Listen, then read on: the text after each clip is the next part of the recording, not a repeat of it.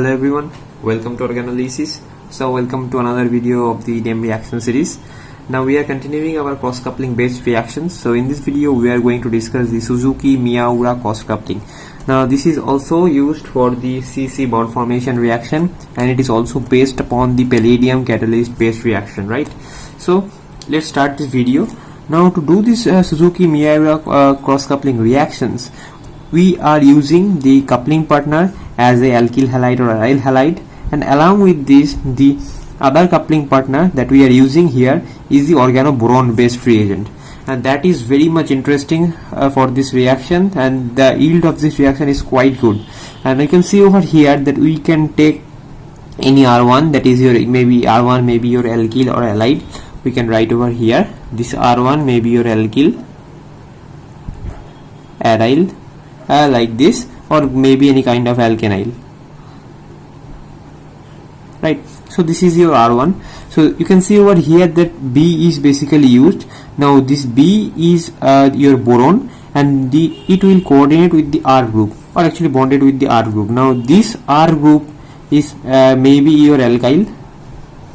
You can use as OH as your R group, or your O alkyl. That is O alkyl, that is O alkylated R group.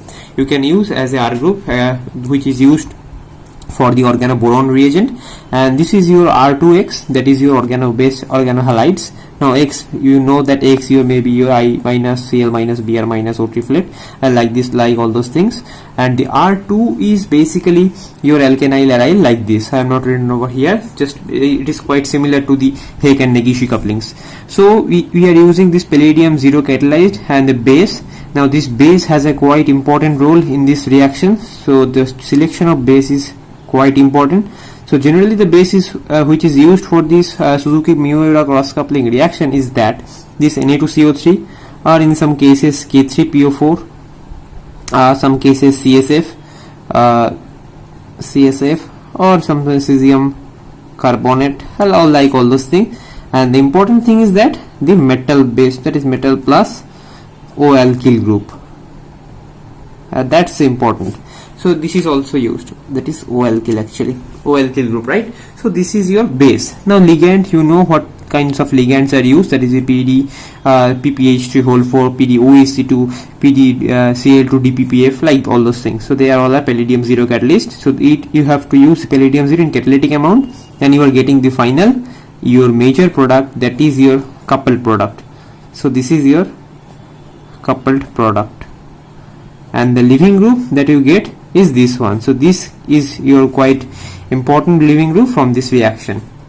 So in the year of 1979, the two scientists, they are the Akira Suzuki and the Miyaura, they first reported the stereoselective synthesis of alkenes by using this alkenyl boron and aryl halides by using the palladium catalyzed reaction. So this is palladium catalyzed based cross coupling reaction. Along with this, two are coupling partners. One is the alkyl boron, and another is the organoboron, and another is the organohalide, right?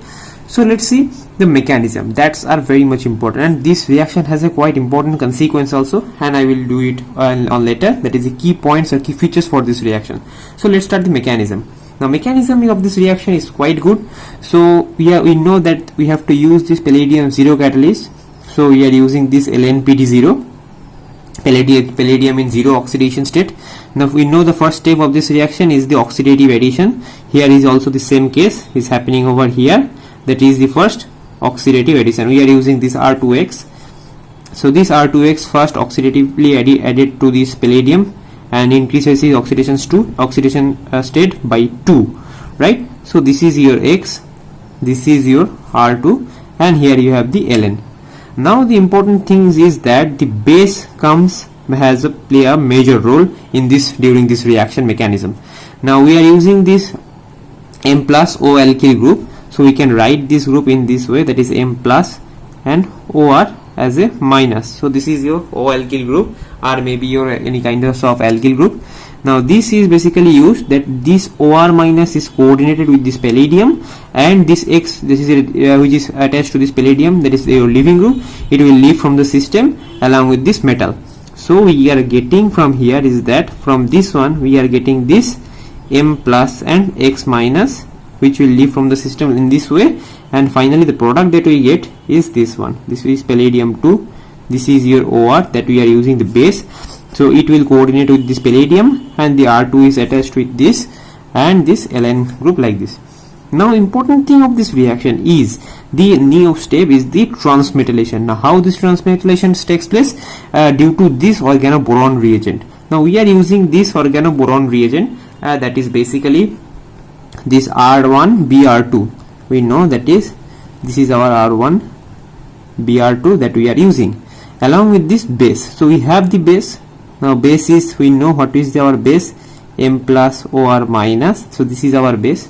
Now this is your organoboron and this is your base. It will coordinate with this boron, that is basically this O minus will attack over this boron and boron gets negatively charged, and here you have the 2R2 along with this OR, and this you have the R1. Now this is your major step, that is your boron. This is called your borate. Now this the transmetallation step is being occurred in this case. Now here we have this palladium condition, palladium 2. Now this goes like this, so in this way. Now this is your transmetallation step. Now this transmetallation is basically this boron is now attached with this OR. So we are removing this one, that is actually boron. It now attached with this 2 OR group, and you have the R2 and you have the negative charge. Now what about this R1? Now this R1 is attached with the in this boron, and after the reaction, after this transmetallation, so this is your transmetallation, right? So this is your transmetallation. Now after this transmetallation, this R1 is attached with this palladium now. Now this is your palladium 2. This is your R1. We already have the R2 here, and 1 mole of one ligands actually leave from the system. So we have the Ln minus 1. So we have the L. So this L will leave from the system from the palladium. So we have the Ln n minus 1. Now how to get this final product? We have to complete the catalytic cycle. So now this L is now added to this palladium complex that we are getting from that. Finally we are get the final compound, that is the Ln palladium 0, and the final product, that is the reductive elimination. We know the cis reductive elimination is being takes place. So final product that we have this R1 and R2 as a major product. So this is our major product, and this is the step of the reductive elimination, right? So this is your final product from this reaction, and this is your coupled product. Now for this is all about the catalytic cycles, which are quite similar to the Heck reaction or kinds of Negishi reactions. So we know all the steps. Now the important thing of this reaction is that the stereoselectivity and regioselectivity is quite very much important and higher to this reaction. Now we have some key points for this reaction, that is we know the reaction is between the organoboron and the organic halide based reaction. This is also a CC bond formation reaction. Next step is the stereoselective and regioselective. We will discuss it on later, and how this stereoselectivity and regioselectivity takes place I will show you in the example part. Now this is your unreactive, and now this point is quite important. Now we know that the reactivity order of the halides is I, or your OTF, BR, kinds of this is OTF, and the final or lesser amount of reactivity is Cl. So this is we know the unreactive aryl halide. So this unreactive aryl halide can also be used in this Suzuki cross coupling reaction by using the electron rich ligand. Now what kind of electron rich ligand? The electron rich ligand is basically we know the PPH3, so we are substituted this pH group by using tertiary butyl group. So this is how we can achieve this reaction, that is basically unreactive aryl halide. So that can also be used for the Suzuki cross coupling reaction. Now let's see some examples, and we have to discuss also the stereo and regioselectivity of this reaction. Now this is our first example that we have is this one, that is NC4H9. This is your terminal alkyne, and along with this one, so this is our boron based reagent, and this is called the catechol boron. So this is your catechol boron.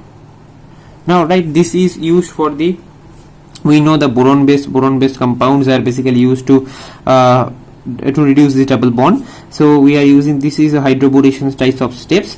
So this hydroboration, we know that this boron part will attach with this carbon and hydrogen is attached with this carbon. So this triple bond will correspondingly reduce to the double bond. So we have this one along with this boron. This is your oxygen. So this is our product that we have, and here you have the NC4H9. So this is trans to each other. Now this group, now this is your now organoboron based reagent, and along with this you have this organic halide group, that is your alkene based halide. So you have this Br group over here, and this is your ligand, and you have the base. So we know what is the role of this base. So that is how we can generate this overall mechanism, and finally the product that you get is this one, that is NC4H9 along with this hydrogen. Now this Br and this overall part will leave from the system, and this new bond formation between this one and this one. So that is how we can get the final product, that is VH and H, and this is what it is, the regioselectivity. Now you can see over here it can also be changed, or this sometimes, or different kinds of things maybe happen, but in this case no such types of reaction is occurred.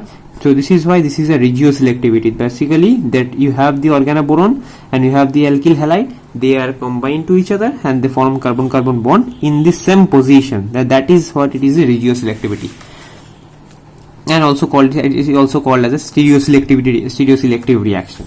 Next point is that is this one, you have this BF3K. So this is also can be used by using organoboron reagent. How can it be prepared? It can be prepared by using KHF2 in the boronic acid salt. So you are getting this one. So you have this alkyl boron based reagent, and you have the alkyl halides. So yeah, they are coupled to each other, and finally the product that you get, that is C18H17, that is double bond. You have the hydrogen. Now where the bond formation will being takes place is in this position particularly. So this bond is attached with this bond particularly. So this is what the regioselectivity of this reaction. So we have this one as a major product from this reaction, right? Let's see some another example.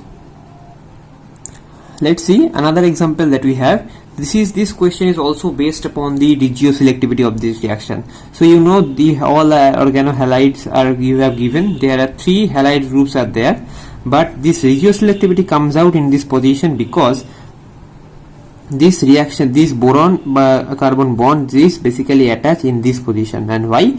Now this position is basically too much active to react it, because this iodine is basically functionalized between these 2 nitrogen. So that is why this iodine is quite reactive comparative to these 2 iodide. So that is why this reaction is basically formed in this way. So these 2 iodine are unreactive, iodides are unreactive, and you have the ACM group like this. And now we know what is the reaction, that in this position and this position are bonded to each other, and final product that we get is this one. You have the NTBS, and this is the overall rest part of this reaction, right? So this is our major product from this reaction. Now let's come to this one. So before going to this one, we are already discussed about the different kinds of boronic organoboron and organohalide. Now in this question you have to prepare the organoboron based compound, then you have to react this overall Suzuki coupling. But in this case this is your intramolecular, because you have the boron group in the same ring, and you have to prepare this organoboron reagent, organoboron based compound by using NBBN. So you know what is the structure of NBBN, that is your N-Bora bicyclononin. So we can write this overall boron group in such a way. So this is our boron, and this kinds of structure it is.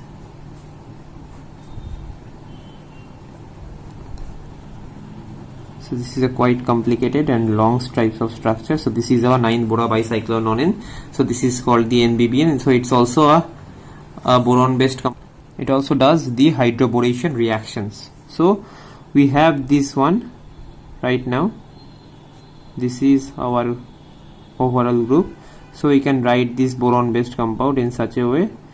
So this is the rest part of this reaction. I'm writing the overall part, and you have the Br group over here. Now this palladium is now coupled with this Br, and finally after the NaOMe and overall reaction, and the final product that you get, this is your intramolecular Suzuki coupling, and finally this one and this position forms a bond, and finally you are getting a 5-membered ring over here. This is this one, 1 2 3 4 5.